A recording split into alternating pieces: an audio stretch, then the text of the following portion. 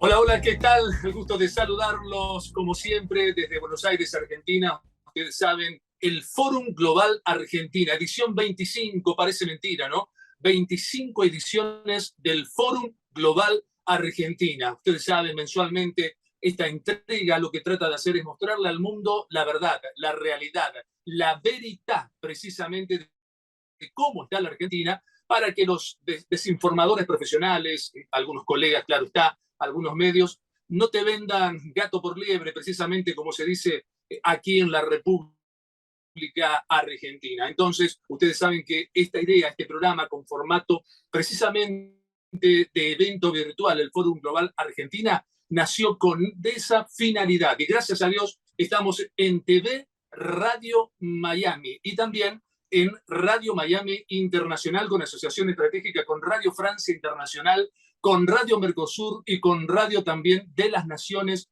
Unidas, además de Radio Vaticana. Así que llegamos a todos los continentes del planeta precisamente para llevar dicha información de todo lo que es el contexto político, social, económico, financiero y demás. Así que, como siempre, el agradecimiento para todos nuestros sponsors, para CAEM, la Cámara Argentina de Empresarios Mineros, la principal entidad de la industria extractiva aquí en la República Argentina, también para FINAER, la empresa líder en garantías de alquiler de la República Argentina, con oficinas ya en Madrid y en Barcelona, y prontamente también en México, también para la Asociación Argentina de Lucha contra el Cibercrimen, que nos acompaña hace muchísimo tiempo, también con 1770argentina.com, también con expresonews.com, esta agencia de noticias que tiene menos de 2 años y que ya se lee en 50 países diferentes del mundo con más de 400.000, precisamente lo que tenga que ver con todo, más de 400.000, dije, no, mucho más, es más todavía multiplicado, porque recordemos que eso tiene que ver con usuarios, y usuarios es un teléfono, una computadora, una tablet, una notebook. Quiere decir que más de una persona puede estar justamente a través viendo y leyendo expresonews.com. Así que hay que multiplicarlo por 2, por 3, por la familia tipo, por 4. Bueno, por ejemplo, para tener una idea, un medio de comunicación independiente con menos de 2 años que ya alegró y también logró, decía, todo ello. También el agradecimiento para Radio Realpolitik, que también apoya precisamente dicha iniciativa. Bueno, vamos a ir a nuestros panelistas. En el día de hoy nos va a acompañar precisamente el director ejecutivo de la Asociación Argentina de Contribuyentes. ¿Qué tema?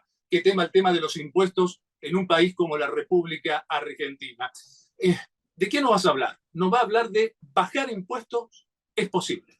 Bajar impuestos es posible, ¿sí? Sí, parece que sí, parece que sí. Así que los contribuyentes en la República Argentina de a poquito se organizan justamente para que en algún momento esto sea una realidad. Así que tiene sus 7 minutos, le recordamos siempre a nuestros panelistas, 7 minutos, Jonás Torrico. Sergio, muchísimas gracias por este tiempo. La verdad que es una gran oportunidad para hablar de un tema que aqueja a todos los argentinos. Hoy voy a hablar de un tema que en cada encuesta, en cada análisis que se hace a nivel nacional sobre cuál es la mayor preocupación que tienen los argentinos, en estos análisis surgen tres respuestas. Y las respuestas que dan los argentinos son la economía, la inseguridad y la inflación. De estas tres respuestas, dos tienen que ver con lo mismo. Tanto la economía y la inflación tienen que ver con el tema impositivo. Desde ya que la inflación es un impuesto creado por el Estado, en donde es un impuesto terrible que afecta a las familias pobres en mayor medida, ya que mes a mes pierden poder adquisitivo. Y la economía argentina está como está porque lamentablemente en Argentina tenemos un sistema tributario que genera pobreza.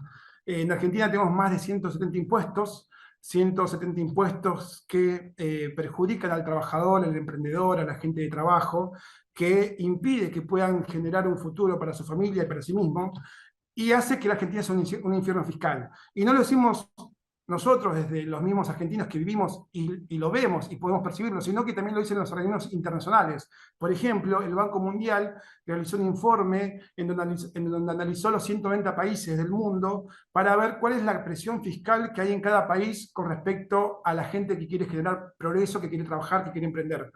Y en ese análisis lo que consiguió fue sacar un dato.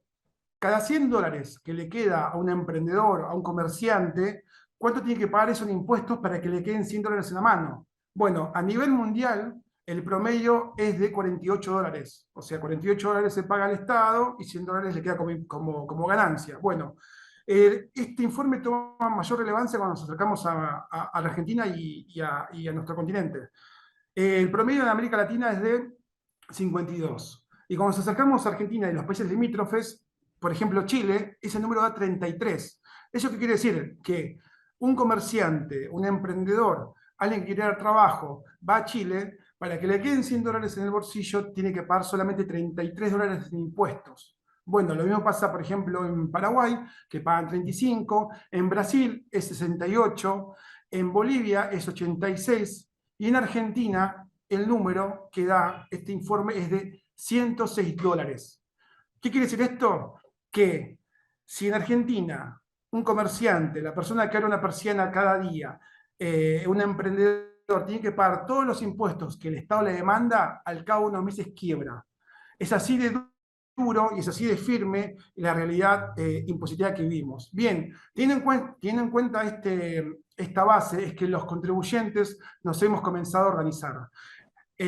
Como bien decía, yo soy el director de la Asociación Argentina de Contribuyentes, que es una organización que se ha formado a partir de comerciantes, emprendedores, empresarios, profesionales, que entendieron que es necesario que el contribuyente tenga un contacto directo con nuestros representantes, con nuestros legisladores, con diputados y senadores. Nosotros, la Asociación de Contribuyentes hoy en día tiene contacto directo con más de 50 diputados nacionales y senadores de todos los partidos. Nosotros tenemos contacto con diputados del oficialismo, de la oposición, de los partidos del centro, y en ese trabajo hemos logrado algo que tal vez no es difícil de comprender en una primera charla, pero hemos logrado algo tan importante como bajar impuestos.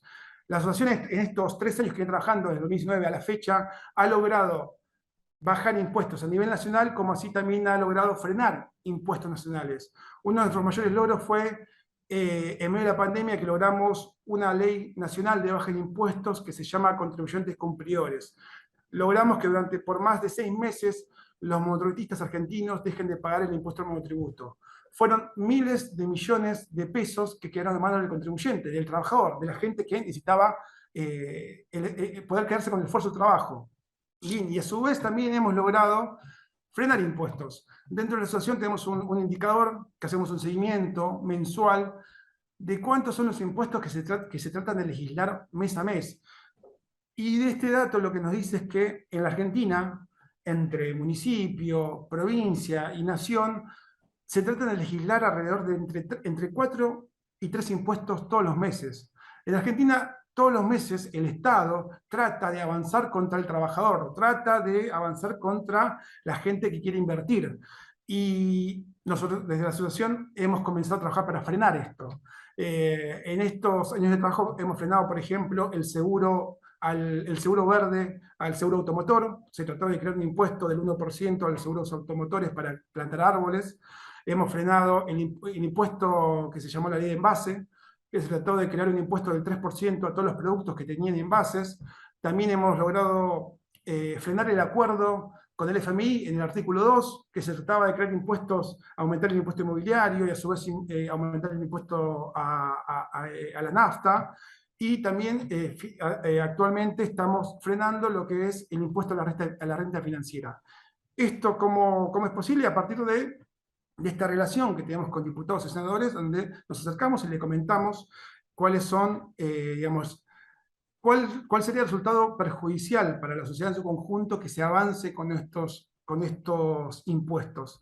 Dentro de la asociación nosotros tenemos economistas, contadores, abogados, politólogos, que estamos las 24 horas del día trabajando para frenar este infierno fiscal. Y bien, actualmente seguimos en esta tarea. Nuestro último gran logro fue que estuvimos a un voto de eliminar en Capital Federal el impuesto a las tarjetas. Logramos llamar a una sesión especial en donde logramos que nos apoyen 30 legisladores de la capital para bajar el impuesto a las tarjetas, que durante este año va a facturar, va a recaudar 27.000 millones de pesos, que son de todos los argentinos. Este es el dinero que se va a llevar a la ciudad de Buenos Aires con un impuesto horrible, que es el impuesto a las tarjetas, que hoy en día es un impuesto que prácticamente lo que hace es subir el IVA el 1,2, porque todas las familias porteñas están bancarizadas. Y entonces, cada vez que se trata de pagar remedios, alimentos, productos básicos de limpieza, están pagando este impuesto. Entonces, bien, nos quedamos a un voto de poder eliminarlo, pero estamos convencidos que el año que viene vamos nuevamente a generar una campaña y vamos a poder eliminar este impuesto que perjudica a tantas familias en Argentina. Así que, bien, ese sería un poco mi exposición y la verdad que muy contento por esta oportunidad y los invito a todos a que conozcan más sobre la Asociación Argentina de Contribuyentes, que nos buscan en las redes, que se comuniquen y entramos en contacto. Bueno, muy bien.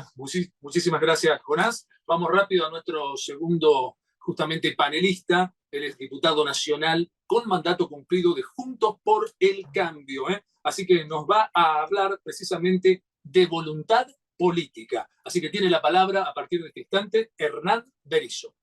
Bueno, muchas gracias, Sergio. Bueno, gracias, Jonás. Realmente muy claro la exposición. Y bueno, un poco lo mío quizá es más de libre pensador, Sergio. A ver, ¿por qué lo digo?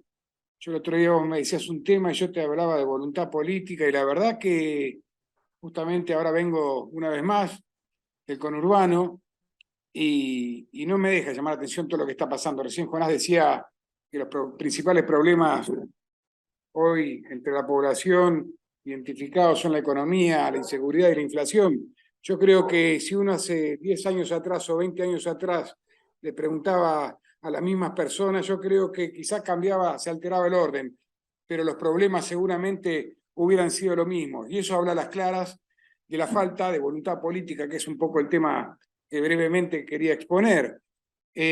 Tomando en cuenta que en una incipiente democracia como la nuestra, desde 1983, yo me tomo como punto de partida, la voluntad política es un paraguas abierto que se puede disparar para cualquier lugar, pero retomo el primer gobierno de Alfonsín, donde la voluntad política de alguna manera iba del lado de la gente, escuchando a la gente, tema de derechos humanos, reformulaciones económicas, pasamos de un plan austral, plan primavera, plan Bonex, siempre tratando de adecuar, pero siempre escuchando los reclamos y las necesidades de la gente. Les recuerdo que en ese momento la pobreza en Argentina, estábamos hablando de un 4, un 5%, con un solo plan asistencial que era el PAN, el Programa Alimentario Nacional, a diferencia de los más de 170 planes que existen hoy.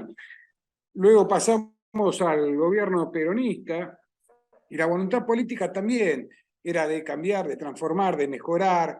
Logramos acomodar un poco la economía, las relaciones internacionales las llevamos a un plano del primer mundo, tratando de generar relaciones con los países desarrollados. Había una voluntad política más allá de un mal llamado liberalismo, que de liberalismo no tenía nada, porque se había pasado de monopolios estatales a monopolios privados, dividiendo el país en dos, sin políticas de cielos abiertos, sin generar una real competencia, pero estábamos un poco más enfocados. La voluntad política era, en cierta medida, escuchar los reclamos de la gente y mejorar diferentes cuestiones que eran problemas estructurales que ya venía arrastrando el país. Luego pasamos a una coalición de gobierno, como fue la alianza con De la Rúa, que recuerdo fue la primera coalición de gobierno que tuvimos en la nueva democracia, hablando desde el 83 hasta ahora, que fue muy corto, que realmente no se llegó a legitimar, justamente una coalición atada con hilos, muy frágil, para después sí retomar con el kirchnerismo. Y digo kirchnerismo porque hay que hablar de kirchnerismo. Hoy uno donde le toca estar, que es en el conurbano bonaerense, se da cuenta cómo todos los actores tratan de separarse un poco. No, yo soy peronista, no soy kirchnerista, nadie es kirchnerista, pero el kirchnerismo existe, el kirchnerismo está. Y la voluntad claramente que regía en esas épocas era, bueno, de aprovechar el mundo cómo estaba la economía mundial, tuvimos muchas oportunidades, algunas se aprovecharon, otras no, después ganó Cambiemos. Creo que la voluntad política de Cambiemos, sin lugar a dudas, espacio en el cual me tocó ser diputado durante 4 años, estuvo dirigida a escuchar los reclamos de la gente. En un sentido, algunas cosas se lograron, otras lamentablemente no se lograron, quizás fue por falta de tiempo, quizás no se escuchó lo que había que escuchar y los verdaderos reclamos y los reales reclamos de la gente, sobre todo en lo económico, viéndose afectadas muchas pymes, y muchos comercios también, con un espíritu de autocrítica sin construir relato, pero la verdad que hoy la voluntad política de este gobierno está totalmente disociada de lo que necesita la gente, totalmente disociada. Y eso es grave, Sergio, es grave cuando uno, vuelvo a repetir, se mueve donde se mueve, y en mi caso es el conurbano, en La Matanza, donde estuve hasta hace un rato. Realmente la voluntad política de este gobierno de trabajar, de perseguir metas a favor de la gente, no existe. Está totalmente alejada. Es el lado B de la realidad argentina. El lado B que nos encontramos a la mañana cuando prendemos los noticieros con la inseguridad, el lado B con la inflación que ha trasvasado ya los planes. Hoy en La Matanza, cuando cortan una ruta, no cortan para pedir más planes, cortan para pedir un aumento de los planes, con lo cual ya no solamente la inflación ha explotado el sector productivo, sino también está penetrando fuertemente en el sector de los planes, en el sector, llamémosle, improductivo. Bueno, de la inseguridad no hablemos. De la inseguridad realmente hoy la provincia de Buenos Aires es tierra de nadie. Entonces, claramente, en estos 40 años de democracia que vamos a cumplir el año que viene, la voluntad de los distintos gobiernos se ha ido alejando con matices. Algunos gobiernos realmente han escuchado mucho más, han tratado de hacer, y ahí también hay que generar una división entre la voluntad política de querer hacer y no poder por impericia, y en la que yo denomino este gobierno, de la no querer hacer porque realmente no les interesa generar ningún cambio estructural en el país, en la provincia, y mucho menos en el conurbano, que es su fuente de voto permanente. Recuerdo, Sergio, un periodista en su momento, antes de las elecciones de 2019, antes de que gane el Frente de Todos, me preguntó qué pensaba si ganaba la fórmula Alberto Cristina, y yo le contesté que la democracia tal como la conocíamos ya no iba a ser de la misma manera, porque llevábamos, o mejor dicho, el Frente de Todos llevaba en su fórmula una vicepresidenta con 14 procesos judiciales. Entonces, ¿cuál es la voluntad política de este gobierno, Sergio? Falta un año para que termine. Hoy, ¿qué te preguntan los comerciantes en el conurbano? ¿Cómo hacemos para llegar hasta las próximas elecciones? Sin saber quién va a ganar, ¿eh? ¿Cómo hacemos para llegar? Hoy no hay un futuro, hoy no se vislumbra una luz en el final del túnel. ¿Y todo por qué? Porque este gobierno no tuvo la voluntad política de cambiar absolutamente nada. Podemos maquillar todo, podemos sentarnos a legislar como nos sentamos a legislar, donde no encontrabas un intercambio de ideas, donde se enriquece entre la oposición y el oficialismo, viendo cómo se puede sacar un país adelante. Tiempo, Ram. Te encontrabas con un relato y con un discurso. Creo yo que la voluntad política en este momento de mejorar las cosas no existe. Muchas gracias y perdón si me extendí. No, por favor, sepan entender nomás que uno no quisiera hacer esto, pero tenemos que ser muy rigurosos con el tema de los tiempos. Parece el equipo me está diciendo que solucionó el problemita que teníamos con Rodolfo Barbieri. Bueno, entonces vamos a presentarlo precisamente a Rodolfo porque es abogado, consultor especializado precisamente en derecho inmobiliario, y él va a hablar de la evolución legal, el impacto y las estrategias actuales precisamente de la actividad inmobiliaria en la República Argentina. A ver si tenemos la suerte. A ver, Rodolfo. Buenas tardes a si nos todos. ¿Me escuchamos. escuchan? ¿Sí? Bueno, Totalmente. Muy bien. Bueno, buenas tardes, gracias. Perdón por las fallas técnicas, ya han sido superadas. Tarde pero seguro. Un poco, muy brevemente, tomando el tiempo que tengo, que es escaso, les digo en cuanto a lo que es un poco la evolución del sistema, el corretaje. Sabemos todos que la actividad del corredor es el intermediario entre oferta y demanda, o sea, no concluye negocios, sino que lo facilita. Trabaja sin representar a ninguna de las dos partes para que éstas concluyan por sí el negocio. Esta figura del corredor es tan antigua que nace en el siglo XVIII a.C., ya en el Código de Hammurabi en Mesopotamia, pasa en la antigua Grecia, Roma, y cuando ya nace en la Edad Media el derecho mercantil, ahí lo que vemos es que tenemos países que lo toman como al oficial público y otros que permiten un corretaje libre, aunque ya existían corporaciones de corredores. Países como Italia y Francia, por ejemplo, tenía que ser un oficial público. Inglaterra y Holanda no. En Argentina específicamente se toman las leyes de las partidas españolas donde está y las ordenanzas de Bilbao donde está establecido lo que es el corretaje, lo toma eso el Código de Comercio argentino, dictado en el siglo XIX, año 1862, y cómo se lo ve al corredor. No es ni un comerciante ni un profesional, es un auxiliar de comercio. Eso evolucionó hasta el año 2000, donde en el año 2000 nos encontramos una ley universitaria y hoy por hoy el corredor tiene que ser un profesional universitario, y no solo eso en Argentina, sino que además la gente tiene, el consumidor tiene la confianza de que la actividad está arreglada, es decir, que hay un ente atrás que es el que otorga la matrícula y que fiscaliza el buen desempeño del corredor durante toda su carrera, su actuación, y que incluso puede establecer sanciones y imponer sanciones disciplinarias para el corredor si se aleja de lo que es el correcto funcionamiento del ejercicio profesional. En virtud de eso, hablemos un poco de la situación argentina. La situación argentina lamentablemente pasa de una primera mitad del siglo XX, yo escuchaba un poco acá lo que estaba diciendo Hernán, los distintos gobiernos, ¿no es cierto? Pasa de una primera mitad del siglo XX con un auge en el crecimiento del trabajo, buen poder adquisitivo, donde adquirir la vivienda era fácil o era posible hasta para el inmigrante, y todos lo sabemos, creo, a pasar a una etapa donde ya comienza a decaer la moneda. Tomemos en cuenta para los que nos están conociendo a nivel internacional que Argentina tiene una mentalidad dolarizada hace 60 años aproximadamente, y las propiedades se venden en dólares estadounidenses.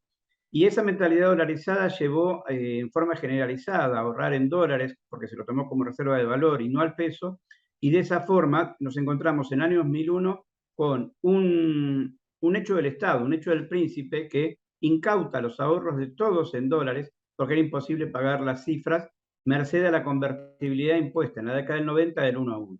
A partir de ese momento empieza un lento crecimiento del desarrollo inmobiliario, o sea, la tierra barata, la construcción barata. Eso posibilita que se empiece a construir, que los corredores se asocien con desarrolladores, que trabajen con desarrolladores y empiecen a comercializar. Con el tiempo incluso otro tipo de productos, porque empiezan otro tipo de figuras también, como el fideicomiso al costo, y así se ha podido ir manteniendo una población, la profesión. Lamentablemente tenemos tres sectores de la población. El de mayores ingresos, que compra en torre o en zonas estratégicas, zonas privilegiadas, o que compra también en barrios cerrados de alta categoría. El clase media, que no tiene crédito, porque justamente no hay una actividad proactiva del Estado que le dé un crédito, aunque el derecho a la vivienda es una garantía constitucional que no se está cumpliendo, y el de clase baja, que es un sector que lamentablemente ha crecido y que se encuentra viviendo en barrios marginales sin los servicios básicos, e incluso con el problema de que pueden ser desalojados por la fuerza en cualquier momento. En función de todo eso, y con esto cierro, como para cerrar el tiempo, Sergio, lo que puedo decir es que el corredor ha sido un sobreviviente que ha sabido sobrevivir, que se ha ido ayornando, que merced a sus conocimientos, que son específicos, o sea, la actividad del corredor cada vez hay que entenderla más como necesaria, porque tiene que trabajar en forma asociada e interdisciplinaria con otros profesionales, pero lo que puede saber el corredor experimentado y bien preparado no lo sabe a lo mejor el abogado, el contador o el agrimensor, el ingeniero o el escribano. Y ese profesional, con las nuevas herramientas tecnológicas también que tiene, con las conexiones y la forma de publicar y la forma de trabajar, ha llegado a un punto donde también dentro de este marco de globalización que tenemos, tiene una actividad importante y que se proyecta también a nivel internacional en algunos casos. Gracias. Muchísimas gracias, Rodolfo. Gracias también a Hernán Berizo, precisamente que recorre y camina justamente La Matanza, donde está el núcleo del futuro de la República Argentina en materia de votación para el año próximo. También para Jonás, gracias por haber formado y conformado precisamente todo lo que tenga que ver con el rol de panelista, en este caso de la 25ª edición del Fórum Global Argentina. Desde Buenos Aires, como siempre, y a ritmo de tango, con final de cuarta justa, esperemos que sea un final con éxito para la República Argentina, nos despedimos hasta la próxima entrega. Hasta la próxima. Muchísimas gracias.